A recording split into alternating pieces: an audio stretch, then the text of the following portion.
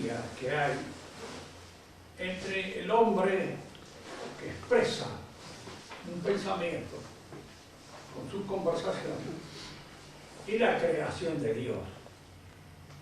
Indudablemente que al hablar de analogía tenemos que tener en cuenta la proporción que existe entre una analogía y otra. Es decir, no es lo mismo, mucho menos, sino que hay una diferencia de proporción muy enorme. Pero de hecho, la dependencia que existe entre la expresión discursiva, oral, del hombre y la creación de Dios es una relación bastante semejante. En este sentido, el hombre que habla, que se expresa por medio de la palabra, profiere una serie de sonidos, que son las palabras. Todos estos sonidos tienen su gravitación material. Son ondas sonoras que llegan hasta nuestro oído, que pueden ser medidas, estudiadas, precisadas, con un criterio puro y exclusivamente cuantitativo o material. Yo puedo estudiar la longitud de onda, el timbre, la altura, etcétera, de la voz, sin penetrar en el sentido de lo que se me está diciendo. Es decir, puedo hacer una consideración puramente científica en torno a todo aquello que aparece, que es mensurable, que es perfectamente, diríamos así, observable, y prescindir en absoluto del sentido que esas palabras tienen.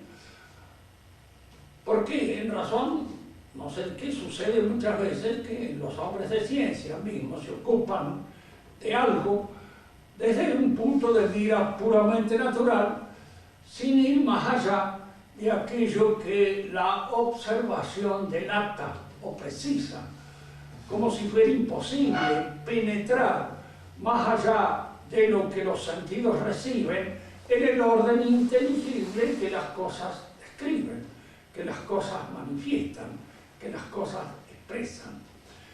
Así como la palabra es un signo sensible a través del cual el hombre expresa su pensamiento, todo este discurso está sostenido por la inteligencia y por la voluntad del hombre.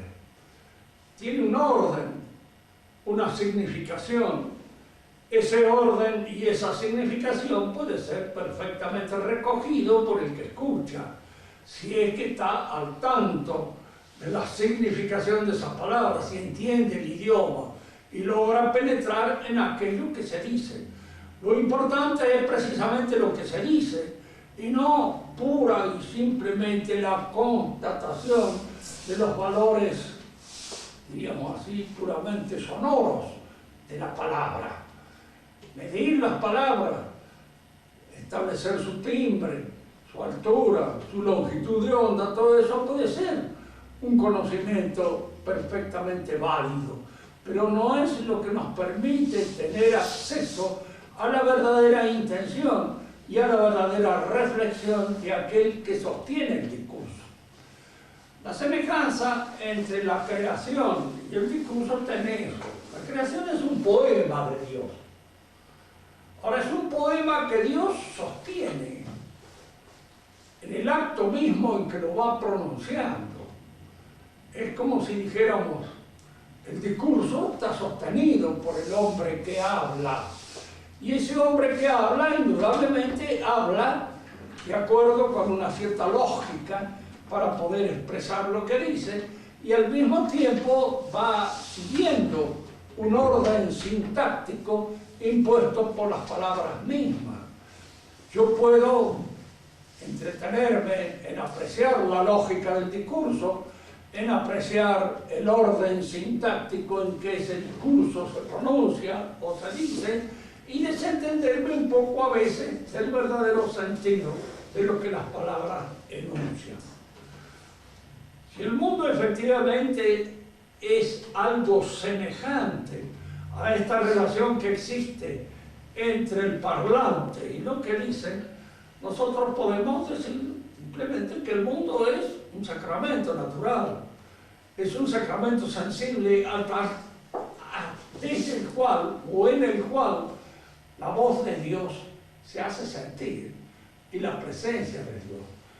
Ahora, es posible a partir del mundo llegar a precisar la existencia de este pensamiento, de esta inteligencia que está sosteniendo la realidad y de esta voluntad que también la sostiene con su fuerza, la sostiene con su poder en su verdadera realidad. Fíjense que la creación se parece todavía más al discurso que pronunciamos en este sentido. Es ahora y nunca más. Es en el instante en que estamos viviendo cuando nosotros podemos apreciar la creación. Lo pasado pasó, no vuelve más. Y lo que viene todavía no es. De manera que toda esta creación se realiza en este instante, en el instante en que nosotros estamos apreciando la verdad de la creación divina. Hay frente a esto siempre tres actitudes religiosas que son fundamentales en el mundo: la pagana, la judía y la cristiana. Para el pagano lo esencial está en el pasado, es lo que Dios dijo en el principio. Diríamos que para el pagano el curso de la historia es no solamente dramático, trágico, sino también doloroso y triste, porque es la desaparición de lo que es. Es la desaparición de lo que es prácticamente o casi en la nada. No olvidemos que el infierno o el Hades pagano es algo que en realidad, diríamos, significa un desfallecimiento de la vida. La vida está vista en el infierno o en el Hades como un descaecimiento de toda la fuerza, porque la historia misma en la cual se realiza la existencia del hombre es para el pagano una situación, diríamos así, de muerte, de desaparición, de angustia. Por eso en el pagano no hay esperanza, en el pagano no hay alegría casi. La alegría es el momento efímero de la juventud que el hombre debe gozarlo. Pronto muere el amado de los dioses. Es decir, que aquel a quienes los dioses quieren no lo dejan vivir mucho tiempo. Pronto se lo llevan. ¿Por qué? Porque la juventud es el momento, diríamos así, de esplendor de la vida del hombre. Y es el momento de la hazaña, es el momento, diríamos, de la realización grandiosa, de los actos que el hombre puede realizar. Y posteriormente eso desaparece, decae. La vejez misma es vista como un castigo. En realidad, si nosotros nos atenemos pura y exclusivamente a los hechos biológicos, está bien. Es una visión, diríamos así, que en alguna medida contempla este desfallecimiento de la vida, que es la vejez. Pronto muere el amado de los dioses, decían los paganos. Y otra cosa que está en un verso también de Teógenes, uno de los grandes poetas griegos de la época de la Ilustración, es que más le valiera al hombre no haber nacido, y si ha nacido, atravesar rápidamente las puertas del Hades es lo mejor. Es decir, morirse pronto, terminar pronto esta aventura, porque en la medida en que se prolonga se va haciendo cada día más desdichado. Para el pensamiento antiguo, entonces, el momento religioso es siempre una recordación del pasado, una rememoración. Tengan en cuenta esto, porque será en la liturgia. Y la liturgia pagana es la recordación, la reanudación del mito, la revivencia del mito. El mito es el que retrotrae a la situación primitiva, es el que nos pone en la situación en que las cosas se iniciaron, en que las cosas comenzaron. Y este comienzo matinal de todas las cosas es el que la liturgia nos recuerda. Digo esto porque hay una diferencia a la hora de ver entre el sacrificio de la misa tal como es entendido por el cristiano católico, cabal, y tal como es entendido como una rememoración.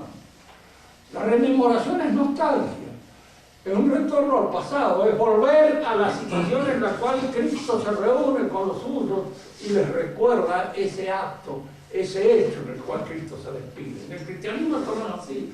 Por eso es tan fundamental este aspecto de la misa que hay que tener en cuenta.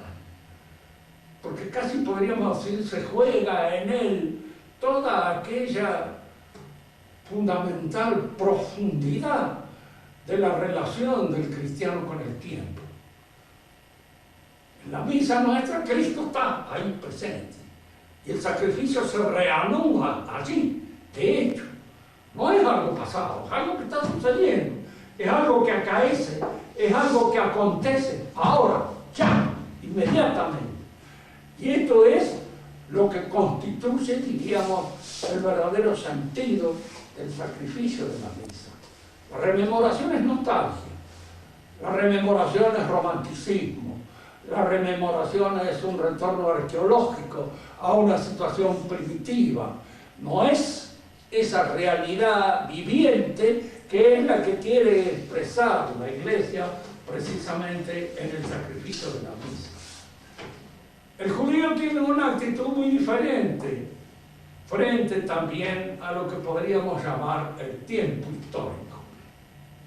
Para el judío lo esencial no es lo que fue, es lo que va a ser, lo que va a suceder.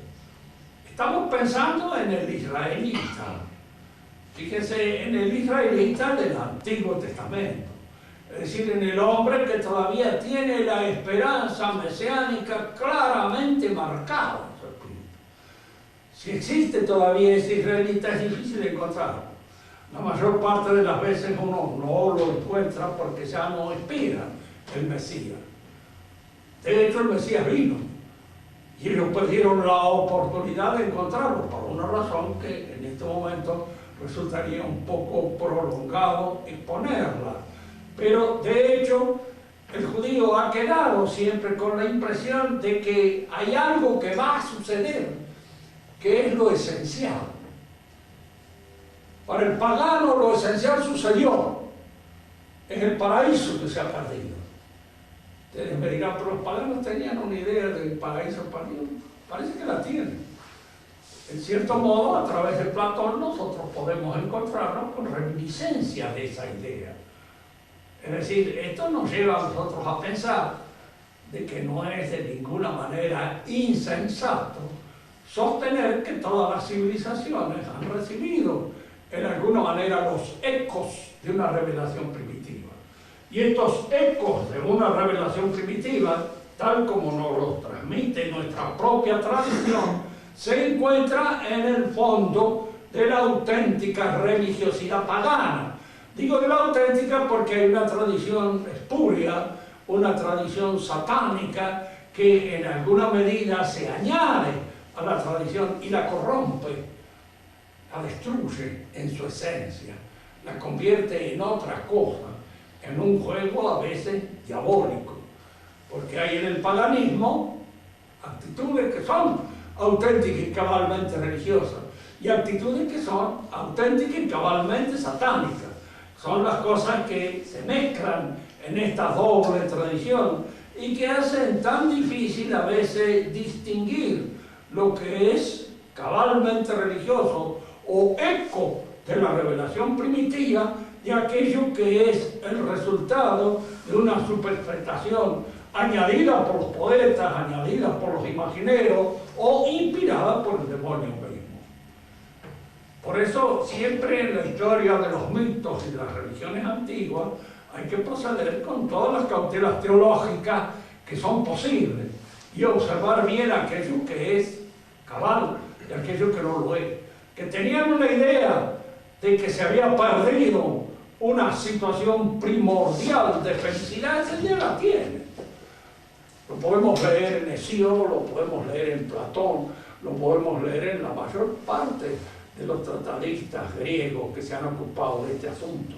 Para ellos existió una época primordial, primitiva, en la que el hombre estaba en una situación superior a la situación que ocupa actualmente. Ustedes piensen en aquello que habla Hesíodo, de la edad de oro, de la edad de plata, de la edad de bronce y de la edad de hierro, que es la que pertenece a la última época en la cual estamos viviendo nosotros. Esas edades simbolizadas por estos metales están significando que en un momento el hombre compartió con los dioses, dicen ellos, o compartió con Dios una situación de relación y de amistad que perdió, que por culpa de Pandora, que por culpa de esto, no se olviden nunca que la mayor parte a veces de estos símbolos paganos ocultan ciertas verdades que están reveladas a través de nuestra propia tradición. Prometeo, el instigador, diríamos, del hombre, es una figura demoníaca que aparece precisamente allí seduciendo al hombre para hacerle creer o hacerlo concebir una visión titánica de su propia realidad. El judío entra en la historia y es curioso, Martino. Para los paganos la historia siempre es una repetición de estos arquetipos. Por eso la historia es un constante círculo en torno al cual el hombre no sale nunca. Todo esto que estamos viviendo, todo esto se volverá a producir. Y volverá a ser así, eternamente, siempre, en círculo. No hay esperanza de salir de estos círculos. El eterno retorno se produce siempre todo el que, de una manera más, diríamos, trágica, ha sabido expresar este pensamiento en nuestra propia civilización, ha sido Nietzsche. Él lo ha expresado de una manera poética, si se quiere, a veces filosófica, en el sentido moderno del término. La filosofía moderna es poesía. Es poesía, no es cine, es creación. Por parte de los hombres no es ese trabajo que hace la inteligencia asociada con otro, en esta doble, diríamos así, confrontación temporal con los contemporáneos y recibiendo del pasado para seguir adelante. Es decir, ese esfuerzo social que es propio del trabajo de toda ciencia.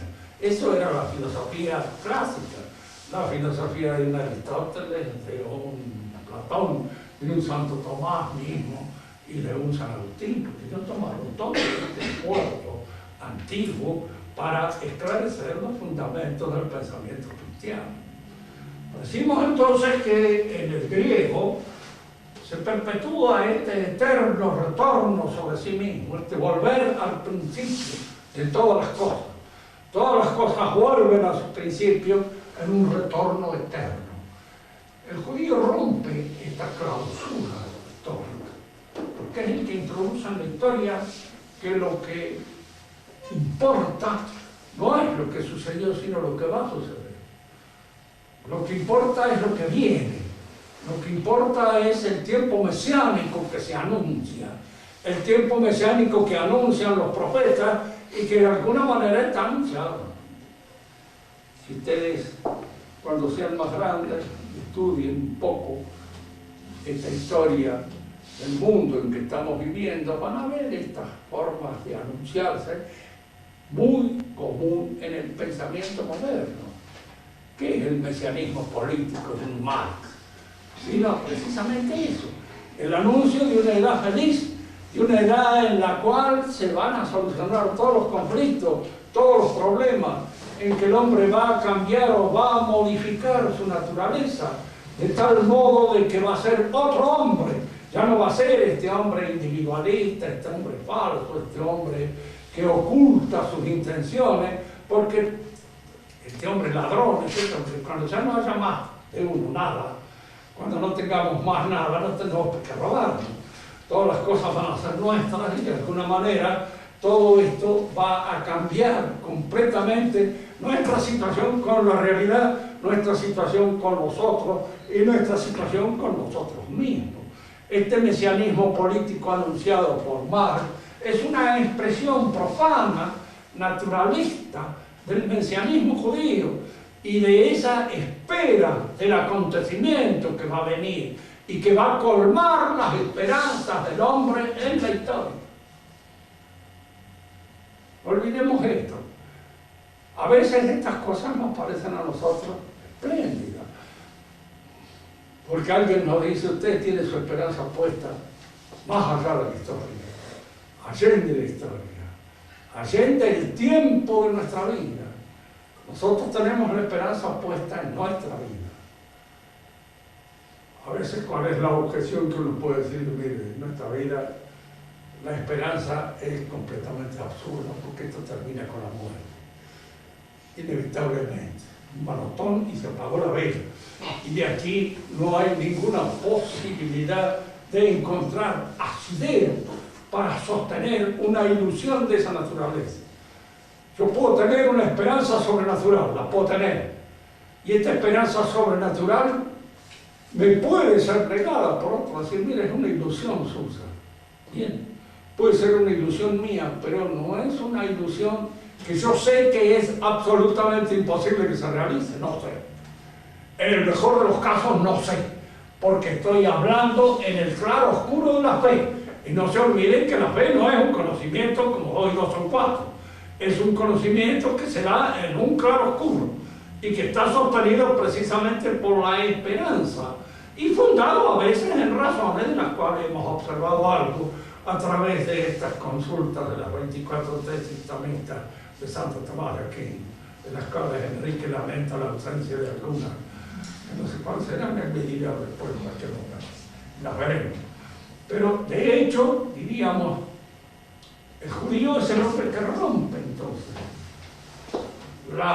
el círculo clauso en el que se mueve el paganismo y apunta hacia un acontecimiento que ha de venir en el tiempo.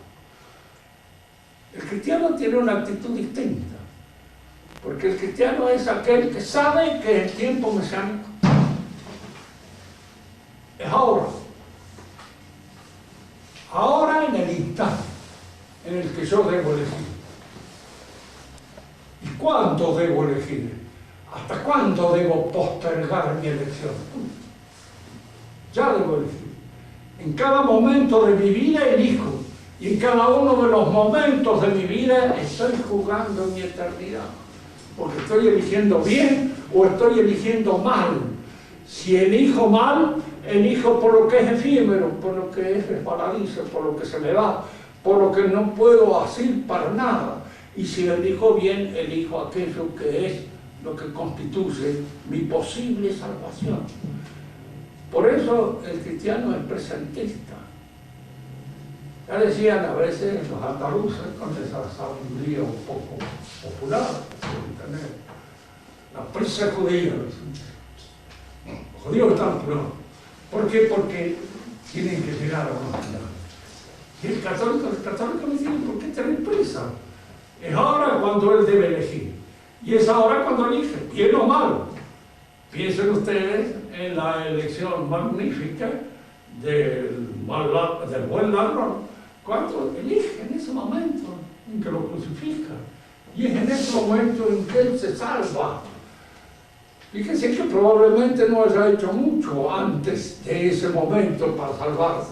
Pero ese es el momento en que constituye la clave de su salvación, porque es el momento en que elige, en el instante mismo en el cual yo digo sí a la solicitud del Espíritu. Y al decir sí a la solicitud del Espíritu, estoy trazando el momento definitivo en el cual yo me clavo en lo que podemos llamar la eternidad de la promesa. Esto es lo que respecta a las figuras que constituyen, diríamos, los aspectos religiosos de la vida. Estas tres hombres religiosos, el pagano, el judío y el cristiano, se diferencian en esta su actitud frente al tiempo, en esta su capacidad para medir el tiempo. El pagano está retrotraído hacia atrás, el judío hacia adelante. Es el que espera en la historia, espera un acontecimiento que se ha de dar en la historia, que ha de pronunciarse en la historia. Y si incluso ustedes leen ahora muchos expositores originarios, judíos, el reproche que siempre le van a hacer a los cristianos es ese, es que no tienen confianza en la historia. Y efectivamente no tenemos confianza en la historia. Más si consultamos la profecía, no nos alienta mucho para tenerla, porque el final de la vida, así como el final de cada uno de nosotros, no es nada agradable. Yo pienso como aquel francés que decía, morirse es siempre feo, pero estar muerto hace 10 años, qué alivio. Pensaba en esa posibilidad de que estar ya muerto, el alivio, haber pasado todas esas cosas. Pero hay que leer aquí también el monólogo de Hamlet, que es conveniente siempre tenerlo presente. Morir es fácil, y a veces basta un puñal clavado en el corazón para pasar el juicio. Y el juicio ante el cual debemos dar cuenta de lo que hemos hecho, y fundamentalmente de lo que no hemos hecho, que es probablemente la cuenta más larga y más embromada de las cosas que tenemos que hacer. Frente entonces a este universo, a este cosmos, Santo Tomás ve 5 posibilidades para probar la existencia de Dios. Y aquí estas pruebas, ¿cuándo nosotros podemos señalar qué tipo de pruebas son? Son pruebas metafísicas. El razonamiento fundamentalmente es un razonamiento del tipo metafísico. Y al mismo tiempo son pruebas dialécticas, que se fundan pura y exclusivamente en la razón. Fíjense, el hombre de ciencia, el hombre imbuido fundamentalmente por el hábito de la ciencia positiva, para él la prueba es aquello que demuestra la existencia real, concreta, de algo que puede tocarse, verse, evaluarse, percibirse. Porque él se mueve fundamentalmente en un mundo que está circunscrito a la sensibilidad. Más allá de lo sensible, no ve lo que la inteligencia propone. Y lo que la inteligencia propone a veces son cosas que, si nosotros las examinamos bien, tienen efectiva y real existencia. ¿Cómo llego yo a la conclusión que ustedes son inteligentes? O que tienen una facultad que se llama la inteligencia. ¿Qué significa esa facultad? Porque lo que yo observo son una serie de actos, son una serie de gestos, son una serie de conversaciones, lo que fuera. Todos estos se traducen de alguna manera sensible, en aspectos sensibles, la solución de un problema, una conversación, la capacidad de extraer ciertas conclusiones, la capacidad de deducir ciertas cosas. Todos esos están demostrando la existencia de esa facultad, pero esa facultad no es perceptible. No la puedo ver, no la observo. Para el hombre positivista, no existe. Y entonces él dirá simplemente que hay actos en los cuales efectivamente se pronuncia este sujeto. Pero incluso la idea del sujeto ese que cada uno de nosotros es, no es tampoco perceptible. No es algo que se ofrezca a nuestra consideración sensible. No es algo que yo puedo medir, no es algo que puedo pesar, no es algo que de alguna manera se ofrece a la consideración de los antiguos. Es algo que mi inteligencia penetra, que ve, y que de alguna manera está explicando todas aquellas otras cosas que este sujeto hace o realiza, que que son la obra de Él, porque llevan incluso el signo, llevan el matiz, llevan la personalidad de aquel que las realiza. En el signo se conocen las cosas. Y como dicen los paisanos, en ciertos signos de los pájaros se conocen pájaros. Y se sabe qué clase de pájaro es el que se trata. ¿Por qué lo observan? El signo te lleva a la cosa que de alguna manera produce ese signo. Entonces, este movimiento del signo a la significación es un movimiento intelectual, es un movimiento que perfora de alguna manera el orden puramente sensible en el cual nosotros como animales nos encontramos encerrados. El animal tiene conocimiento sensible y a veces muy agudo, profundo y de alguna manera bastante difícil a veces de interpretar para nosotros. Suponemos así, en uso de nuestra buena consideración, que el gato conoce como un gato y el perro como un perro y el león como un león, pero no sabemos cuál es el conocimiento del león, del gato y del perro y cuál es la diferencia entre uno y otro. Suponemos que están siempre suscritos a los sentidos y a la realidad concreta, que no logran penetrar en el orden inteligible de esa realidad. ¿Y qué es lo que nos permite penetrar en el orden inteligible? Intus legere, o leer dentro de la realidad, es la inteligencia. Y ahí es la que nosotros suponemos que la inteligencia nuestra está hecha a imagen y semejanza de la inteligencia divina, y que es lo que nos permite ir de aquello que es manifestativo y puramente sensible a lo que es inteligible y a lo que se revela como fundamento de toda esa realidad. Santo Tomás da estas pruebas, pero estas pruebas indudablemente no le buscan nunca un sentido físico, no lo tiene. Había alguien que decía en las pruebas matemáticas de la existencia de Dios no puede ser, porque incluso es ridículo. ¿Por qué? Porque Dios no es un ente matemático. Los entes matemáticos son entes de razón. Y lo que me puede dar un argumento matemático es un resultado matemático. Pero de ninguna manera algo que es real, absoluta y cabalmente real. De manera que mi manera de llegar a Dios debe ser a partir siempre de lo observable, pero manejando una manera de razonar que ya no es propia de la ciencia positiva.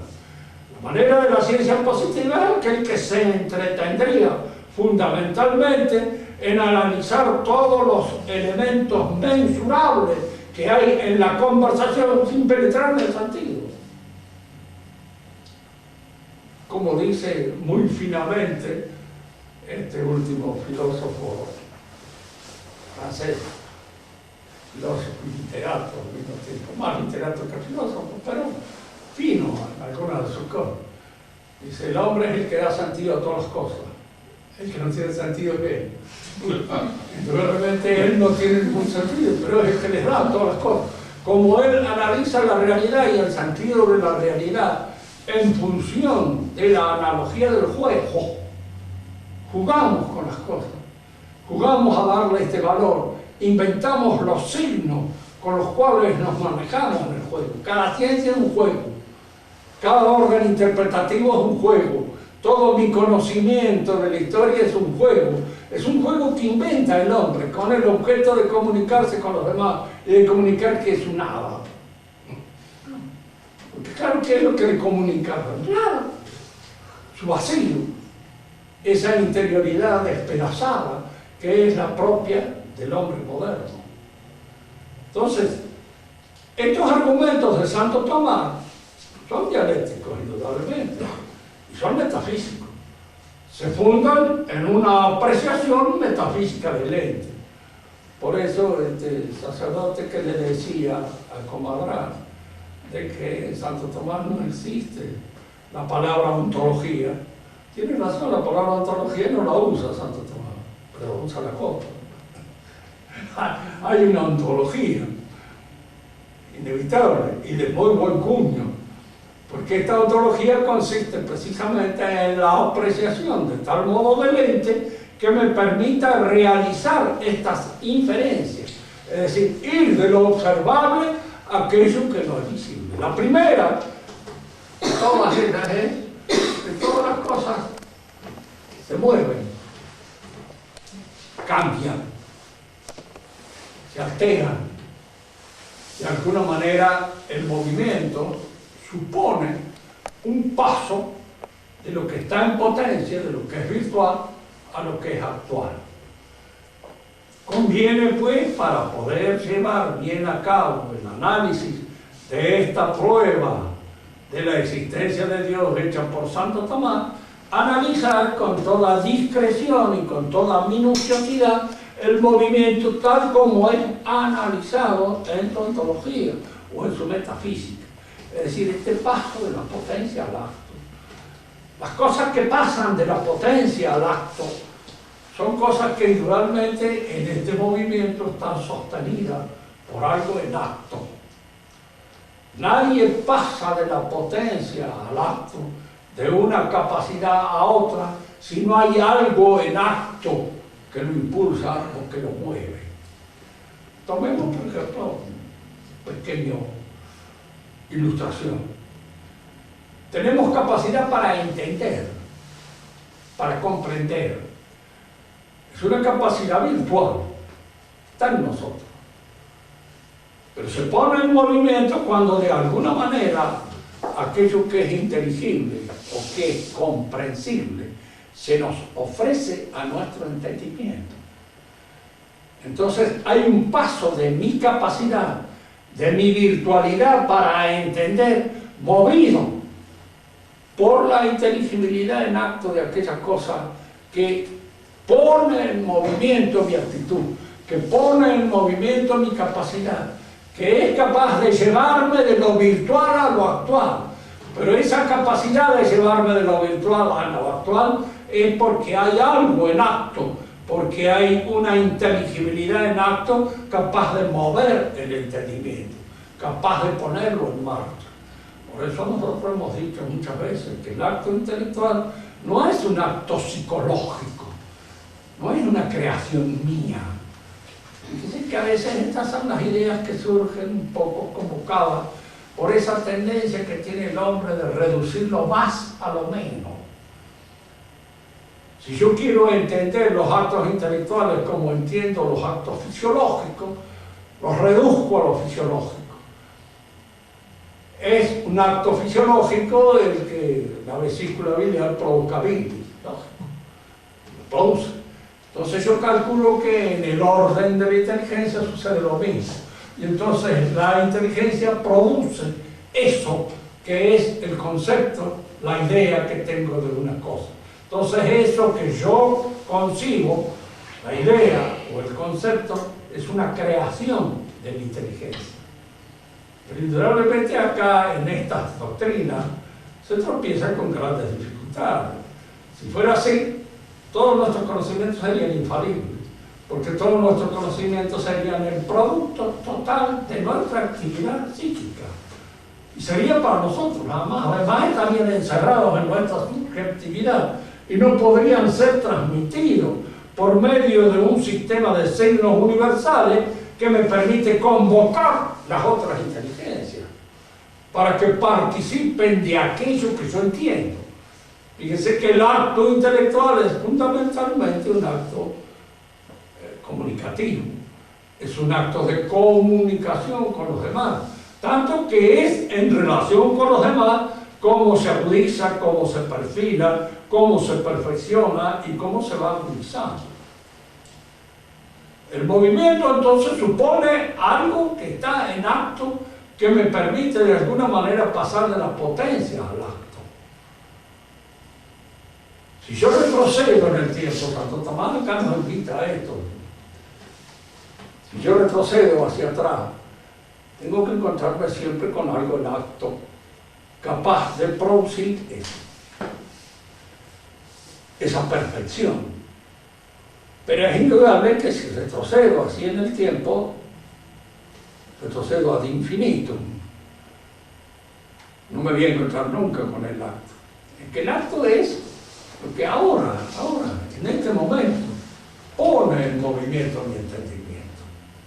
El acto del entendimiento es un acto de participación de la inteligencia divina.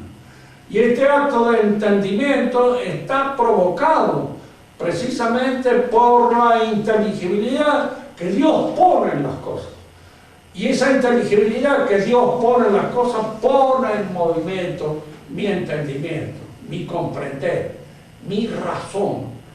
Y por eso mi razón pasa de la potencia, pasa de lo puramente virtual a lo actual por el acto inteligente que sostiene toda la realidad, que es el acto divino. Es aquí donde mejor nosotros podemos comprender esta idea del movimiento.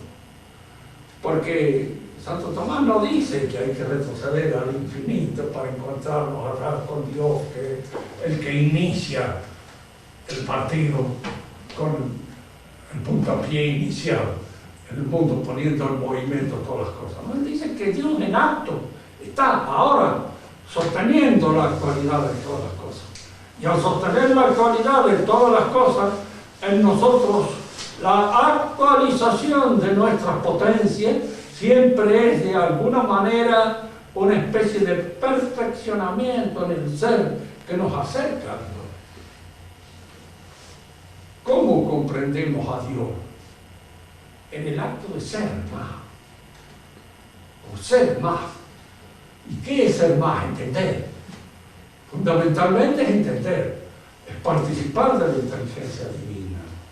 Y fundamentalmente son todos aquellos actos que trascienden nuestra mediocridad, que trascienden nuestro egoísmo, que trascienden el círculo subjetivo en el que se mueven nuestros apetitos o nuestros intereses. Eso es lo que nos hace ser. Hay una frase del cardenal Beryl, uno de los grandes místicos franceses del siglo XVIII, decía una cosa: l'homme s'éternel environné de Dieu. Es decir, es una nada rodeada de Dios, deseosa de Dios y llena de Dios si lo quiere, si Él quiere. Deseosa de Dios, llena de Dios, plan de Dios, si Él quiere. Es decir, que en alguna medida esta planificación de nuestra vida es la que nos aproxima a Dios. Arrimarse a Dios no es, como diríamos, arrimarse a un foco, o arrimarse a un fuego, o arrimarse a una realidad sensible, es ser. Por eso San Agustín podía decir también perfectamente bien: ascendere a Deum es intra de seipsum, habita tecum. No quería decir que Dios se encontraba encerrado en la inmanencia de nuestra psicología, pero quería decir que de alguna manera la manera de poder aproximarse y ascender a esta fuente divina, a esta plenitud divina, era ser con mayor plenitud, con mayor fuerza y con mayor perfección y con mayor generosidad. Es lo que nos permite ser. Por eso, diríamos, en ciertos momentos de nuestra vida, en los cuales logramos a veces tocar alguna plenitud, es cuando nos damos cuenta de que es en el amor y en esta plenitud, diríamos así, de la entrega, de la generosidad, cuando uno encuentra la realización con Dios. La vida eterna debe ser eso, estar lleno de Dios, lleno interiormente, intrínsecamente de esta presencia infinita. Y esta presencia infinita que nos hace ser más fundamentalmente aquello que debemos ser, aquellos que tenemos la gracia de poder ser. Dios es el acto actual, profundo, que sostiene el universo. Y en cierto modo todas aquellas cosas que se mueven en función de ese acto que provoca el movimiento, que es de alguna manera lo que provoca también el perfeccionamiento del ser. En la próxima clase hablaremos de la causa y daremos los otros 4, si alcanzamos a hacerlo, movimientos por los cuales Santo Tomás indica este ascenso a Dios. Fíjense que yo no repito exactamente lo que él dice en la Suma Teológica. Ustedes pueden leerlo perfectamente bien. Él habla de otra manera, pero hay que entenderlo. El pensamiento es este, y de alguna manera lo que constituye la raíz y el fundamento de este pensamiento es esto. Lo que nos mueve a nosotros a la plenitud, a la realización y a ese encuentro con el acto supremo es este paso de la potencia al acto. Pero este paso de la potencia al acto siempre está suponiendo la presencia actual de Dios, que nos hace partícipe de esta generosidad, de esta plenitud de ser en que consiste la aproximación verdadera a Dios. ¿Quiénes son los que eluden a Dios? Los que no son, los que no quieren ser, los que de alguna manera quieren limitarse por razón. A veces uno dirá, pero ¿por qué? ¿Qué es eso de no querer ser? Y no querer ser quiere decir querer recostarse en los límites de su insignificancia, querer recostarse pura y exclusivamente en aquello que satisface los apetitos inmediatos, sensibles, más animales de la existencia, y no abrirse a la plenitud. Uno conoce a otra persona si se limita pura y exclusivamente al gozo sensible de su contemplación. No entro en estas dificultades porque indudablemente entramos acá a veces en un territorio que pertenece a la subjetividad de cada uno de nosotros. Pero no olvidemos nunca esto, siempre el encuentro con el otro es un encuentro de generosidad, si no hacen con el otro. Si no es un mal momento, es una mala elección. Es algo, diríamos así, en lo cual no se ha realizado esa plenitud a la que estamos convocados en función precisamente de la actualidad que el otro tiene y que nosotros lo hemos percibido. Igual que cuando se ama a otra persona, se la ama en todo lo que ella es, en todo lo que constituye su realidad cabal. Y esa realidad cabal es la que enriquece nuestra vida, por medio del conocimiento y por medio del amor que provoca, de estos dos movimientos que llevan de la pura potencialidad del querer y de la pura potencialidad del conocer al conocimiento y al amor efectivo y real. ¿Quieren hacer alguna pregunta? Responderemos de la mejor manera posible.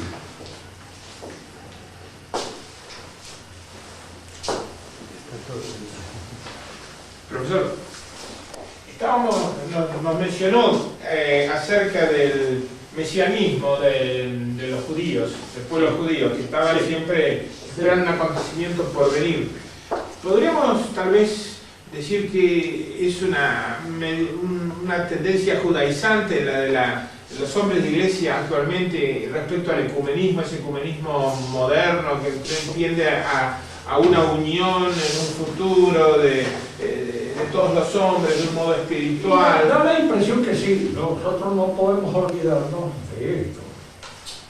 La influencia judía en nuestra civilización no solamente es la influencia que los judíos personalmente puedan haber ejercido en el curso de ella, sino también a través de la Biblia. Una interpretación puramente judaica de la Biblia es siempre posible, los protestantes la han tenido. También hay una interpretación muchas veces judaica del curso. Entonces, la influencia judía a veces es mucho más marcada de lo que parece. Como lo es la influencia pagana también. El paganismo tiene sus recrudecimientos a través de toda la historia de Occidente y su retorno, su vuelta. En la actualidad hay mucho de paganismo, no solamente en eso que podríamos llamar la exaltación pura y exclusiva del cuerpo, de la carne, de la juventud, que también se da. Nosotros vivimos en una época de paidocracia total, acá el que no es joven pretende serlo, a todas costas, aún a veces a costa del ridículo más espantoso que va a pedir, pero entonces quiere ser joven y parecer joven, porque no tiene sentido la vida cuando se ha perdido. Usted lo lee todos los días, lo saben. Está lleno de artículos y de cosas y de llamados a la atención sobre la juventud, sobre el goce, sobre el placer, sobre otro. Cierto que todo eso también está un poco en función de esta sociedad de consumo, que es muy judaica también en sus cosas. Yo no soy uno de esos que opinan de que uno encuentra al judío hasta en la sopa, ¿no? Judío personalmente a veces es hasta una excelente persona. Lo que nosotros podríamos llamar senatori viri boni senatus bestia es el conjunto del trabajo, porque el conjunto es el que tiene una influencia marcada, grande sobre nuestra civilización, en función precisamente de este modelo, de esta especie de ilusión utópica puesta en el futuro, que el judío a veces impregna a la sociedad en la cual él vive y en la cual existe. Ahora, no hay que olvidarse nunca de esto. La raíz del error judío es su nacionalismo. Acá hay que hacer un cierto afinamiento de la inteligencia. Cuando Dios a uno le concede una gracia, al mismo tiempo que le concede un privilegio, le concede un peligro. ¿Por qué lo pone en peligro? Es más peligrosa su vida que la nuestra, porque usted está más expuesto que nosotros a una caída más embromada, porque el deterioro de los que deben ser mejores es el peor de todo. Un dentista más o menos cochino no importa, pero un cura cochino es algo asqueroso. Así no es una cosa, en fin, ligeramente soportable, feo, horrible. Lo mismo podríamos decir en el cristianismo y en el judaísmo. Hay una diferencia fundamental en la convocación de Cristo, porque Cristo convoca al pueblo de Israel, es decir, Dios, en la persona de Abraham. La promesa dada a Abraham es una promesa dada a un pueblo que surge en los signos de Abraham. Cuando llega Cristo, llega Él, no se refiere al pueblo judío. Si Dios quiere, puede sacar hijo de Abraham de las piedras. Es decir, no interesa ser hijo de Abraham. ¿Y qué interesa el llamado personal? La convocación a Pedro, a Andrea, a Santiago, a cada uno de ellos. Este llamado personal va a constituir la iglesia. La iglesia ya no es un pueblo que deriva de una carne determinada, de la carne de Abraham. La iglesia es un pueblo, es una sociedad de personas. Y al decir que es una sociedad de personas, queremos decir que cada uno de nosotros estamos convocados a realizarnos personalmente con toda la plenitud posible en el seno de la iglesia. Tanto que si no lo logramos acá, lo tendremos que lograr en el otro mundo después de haber pasado por el purgatorio. Pero tenemos que alcanzar aquella plenitud a la que estamos convocados. Y somos llamados personalmente. El judío se siente convocado al principio como pueblo. Y por eso cuando llega Cristo, el Mesías, el choque de él es con las autoridades del pueblo, con los representantes del pueblo judío, en primer lugar, porque muchos miembros del pueblo judío lo siguen. Es lo que hoy está diciendo el Papa, que muchos judíos, bueno, la iglesia fue formada por gente de Israel, en el principio, porque allí los eligió. Pero los eligió personalmente, no como pueblo. Entonces el pueblo se siente un poco como diciendo, bueno, nosotros, que hemos sido los hijos de Abraham, que somos los primogénitos, que hemos hemos sido elegidos entre todas las naciones, que la hemos pasado así, ¿por qué no somos puestos a la cabeza de los demás pueblos como pueblo elegido y como pueblo sacerdotal? No les hace caso. O sea, la reacción del pueblo judío es ese retorno, ese rechazo del pueblo.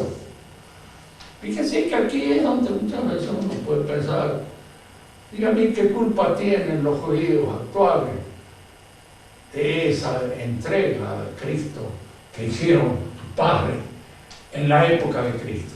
¿Tienen culpa? No se tienen.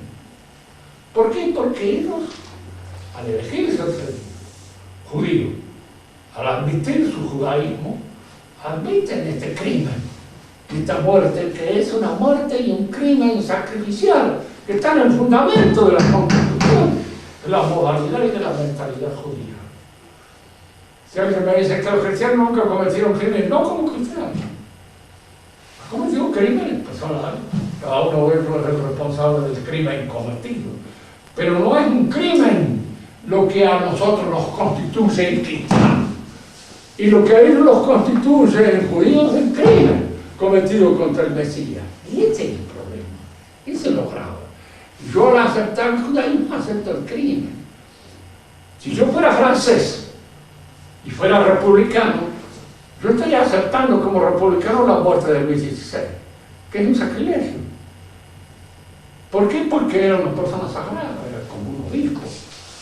Bueno, yo estoy aceptando el sacrilegio y estoy haciéndome responsable del crimen, de la muerte, de que su sangre caiga sobre nosotros. Decía esto para terminar en estas cosas. El cristianismo tiene también su privilegio, que es esta elección personal, pero al mismo tiempo su peligro es el personalismo, el liberalismo. ¿En qué consiste el liberalismo? En que desde ese momento la verdad es aquello que yo considero verdad. Primero empieza con la aceptación del protestantismo al considerar las verdades religiosas vistas pura y exclusivamente desde la subjetividad del creyente. Es el creyente el que hace a la fe, a la verdad, porque la fe es desde ese momento subjetiva, no es algo que la Iglesia enseña en su magisterio para que nosotros la aprendamos, algo objetivo que se nos impone desde el seno mismo de la Iglesia. No, la fe es lo que yo siento. Si yo siento que me salvo, es porque Dios me ilumina y me va a permitir que me salve. Desde ese momento el liberalismo tiene su raíz allá. Es una herejía que nace y brota precisamente del fondo del cristianismo, porque es esta exaltación de lo personal lo que lleva a esta interpretación puramente personal de la fe, y al llevar a la interpretación personal de la fe crea esa actitud que se llamará el liberalismo, que consiste en hacer depender todo de mi opinión. Mi opinión es así, ¿verdad? Entonces uno le puede decir a uno de los míos, si usted opina que 2 y 2 son 5, ¿qué hacemos nosotros? Lo admitimos. No, pero es que 2 y 2 son 4, eso se sabe todo el mundo. Entonces, ¿en dónde es que su opinión vale? En el orden religioso, porque no hay ninguna verdad. En el orden moral, porque no hay ninguna verdad. En el orden político, porque no hay ninguna verdad. Y entonces empiezan a tener estas cosas. No hay verdades políticas, no hay verdades morales, no hay verdades religiosas, y entonces todo está ligado a la interpretación subjetiva de cada uno de nosotros. Y esto ahora